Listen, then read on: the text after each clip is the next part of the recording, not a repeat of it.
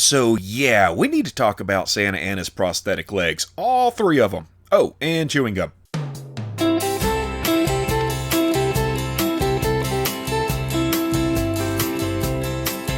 Antonio Lopez de Santa Anna, or just Santa Anna, was probably the most important man in Mexican history, and if you're from Texas like me, you know damn well who Santa Anna, or Santa Annie, is. For those of you who don't, he was a general president of Mexico 11 times. Some view him as a great leader, others as a tyrannical dictator. There's evidence for both, but we're here to talk about his legs. He lost his left leg after being hit by grape shot from a cannon while leading a counterattack to retake Veracruz in 1838 during the Pastry War, which was also known as the first French intervention in Mexico. I did a video on this. It was actually my very first video, but I plan to go back and remake that one because, hey, it started out with a pastry chef. It ended with a French-Mexican emperor being killed by a firing squad, so who doesn't want to know more about that? Anyway, Santa Anna buried his leg at his home, but in 1842, when he became president, he had the leg dug up and paraded through Mexico City, then buried with full military honors. Yeah, he was an interesting feller. Oh, and don't worry, that leg was dug up during a revolution in 1844 and dragged through the streets, so I guess it was kind of like a reverse parade. And to replace this leg, he had at least two prosthetics made.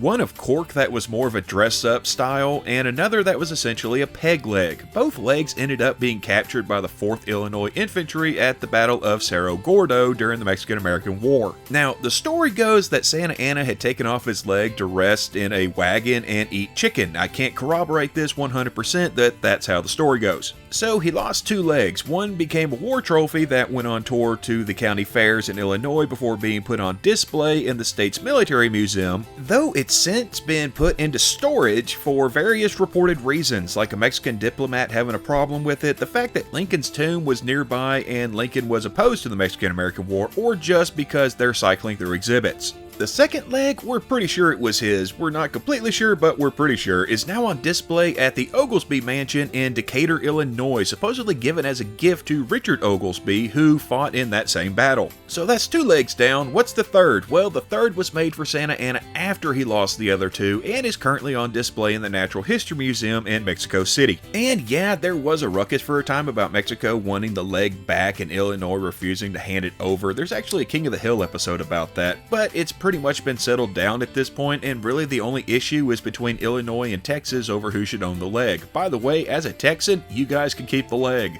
And one last little tidbit here for you. Eventually, Santa Anna retired to Staten Island, and while he was there, he had a rubbery, natural gum known as chicle imported that he was a fan of chewing. His secretary at the time was a man named Thomas Adams, who noticed the gum and first tried to develop it as a substitute for rubber, but that didn't work, so he ended up adding flavoring and created a product he called chiclets. Yeah, Adams is known by most as the founder of the chewing gum industry, all because Santa Anna.